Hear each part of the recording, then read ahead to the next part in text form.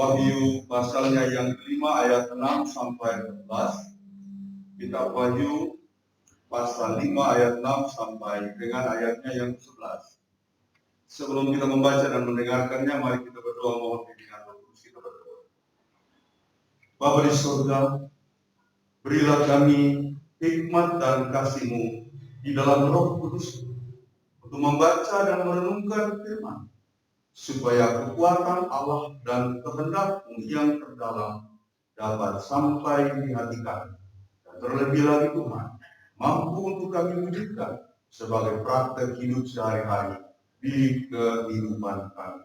Dalam nama Tuhan Yesus, kami berdoa dan menyambut firman. Amin. Pembacaan Alkitab dari Wahyu pasal 5 ayat 6 sampai 11. Demikian firman Tuhan. Maka aku melihat di tengah-tengah takhta dan keempat makhluk itu, dan di tengah-tengah tua-tua itu berdiri seekor anak domba seperti telah disembelih, bertanduk 7 dan bermata 7. Itulah ketujuh roh Allah yang diutus ke seluruh bumi. Lalu datanglah anak domba itu dan menerima gulungan kitab itu dari tangan Dia yang duduk di atas takhta itu. Ketika ia mengambil gulungan kitab itu, tersungkurlah keempat makhluk dan ke-24 tua-tua itu di hadapan anak domba itu, masing-masing memegang satu kecapi dan satu cawan emas penuh dengan kemenyan. Itulah doa orang-orang kudus. Dan mereka menyanyikan suatu nyanyian baru, katanya, Engkau layak menerima gulungan kitab itu dan membuka meterai-meterainya, karena Engkau telah disembelih, dan dengan darah-Mu Engkau telah membeli mereka bagi Allah dari tiap-tiap suku dan bahasa dan kaum dan bangsa. Dan Engkau telah membuat mereka menjadi suatu kerajaan dan menjadi imam-imam bagi Allah kita, dan mereka akan memerintah sebagai raja di bumi. Maka aku melihat dan mendengar suara banyak melihat sekeliling takhta, makhluk-makhluk dan tua-tua itu. Jumlah mereka berlaksa-laksa dan beribu-ribu laksa. Katanya dengan suara nyaring, anak domba yang disembelih itu hanya layak untuk menerima kuasa dan kekayaan dan hikmat dan kekuatan dan hormat dan kemuliaan dan puji-pujian. Dan aku mendengar semua makhluk yang di surga dan yang di bumi dan yang di bawah bumi dan yang di laut dan semua yang ada di dalamnya berkata, bagi Dia yang duduk di atas takhta dan bagi anak domba adalah puji-pujian dan hormat dan kemuliaan dan kuasa sampai selama-lamanya. Dan keempat makhluk itu berkata, Amin. Dan tua-tua itu jatuh tersungkur dan menyembah. Demikianlah pembacaan firman Tuhan. Sabda Tuhan, semua yang hidup adalah seperti rumput dan segala kemuliaan seperti bunga rumput. Rumput menjadi kering dan bunga gugur, tetapi firman Tuhan tetap untuk selama-lamanya. Berbahagialah mereka yang hidup menuruti firman Tuhan. Haleluya.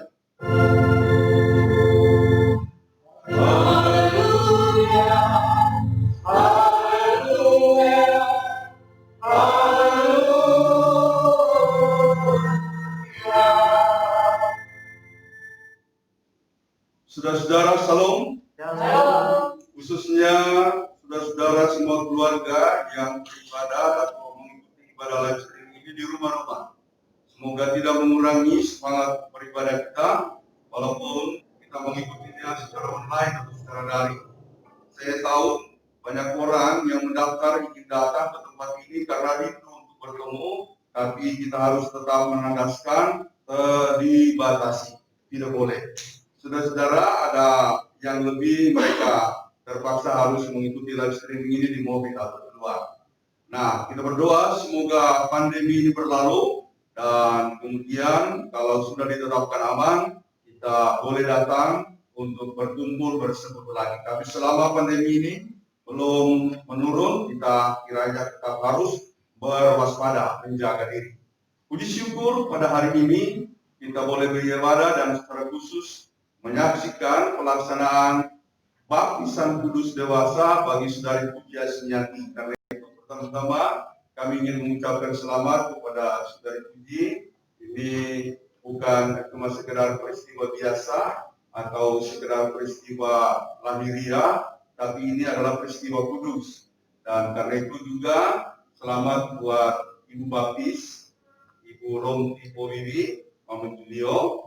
Dan tentu kalau sudah jadi Ibu Baptis, maka Bapak Julio akan menjadi Bapak Baptis juga. Ya, tujuan daripada Ibu Baptis ini sebagai penasihat, sebagai saksi sebenarnya untuk ikut mendorong dan juga menasihati Puji dalam perjalanan hidup selanjutnya. Yang mengharumkan bagi saya, tentu selamat juga buat Sondak ya atas peristiwa ini. Yang mengharukan bagi saya kehadiran Bapak dari saudari Puji, Bapak Sugeng. Saya belajar dari Bapak untuk peristiwa ini. Bapak Sugeng bagi saya tidak mudah untuk menerima orang masuk. Karena itu setiap orang yang masuk itu saya ajak bicara panjang lebar untuk saya mengetahui maksudnya betul atau tidak. Sebab kalau orang mungkin mencari supaya menambah jumlah, bagi saya bukan itu yang utama. Sebab yang paling penting bagi kami adalah bagaimana ini dijalani dalam kesungguh-sungguhan hati. Dan ada sebuah percakapan dalam bimbingan online, tentu juga kami pernah berjumpa dalam pertemuan langsung di Depok beberapa waktu yang lalu. Kami memahami dan kemudian yakin bahwa Puji menyatakan kesiapannya yang sungguh-sungguh.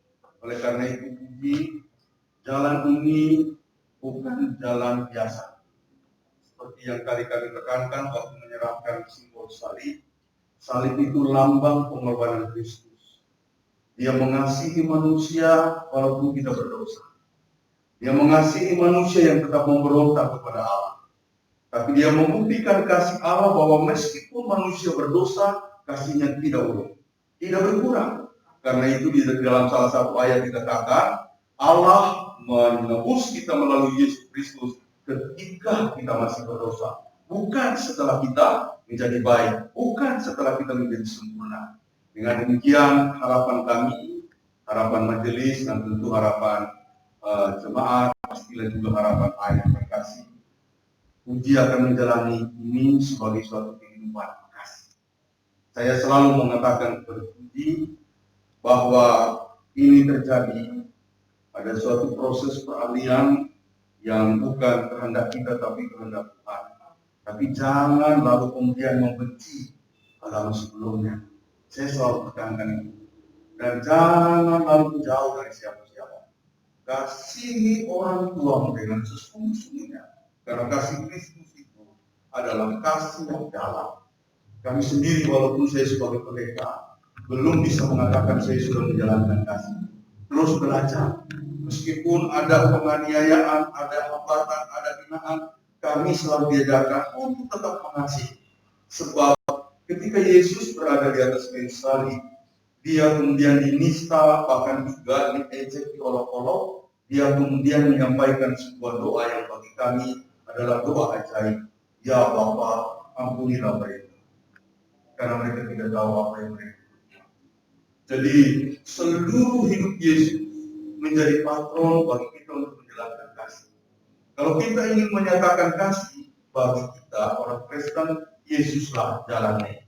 Karena itu dia mengatakan akulah jalan, yaitu jalan untuk menjalankan kasih. Akulah kebenaran, bagaimana kasih itu dinyatakan total.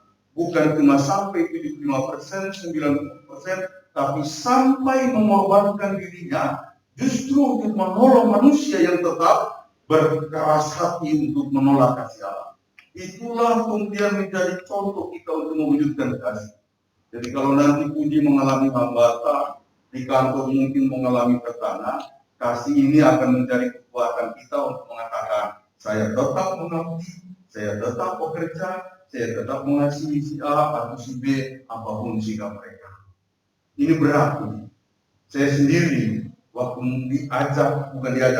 ketika mau diurapi jadi pendeta, bergumul dengan suami.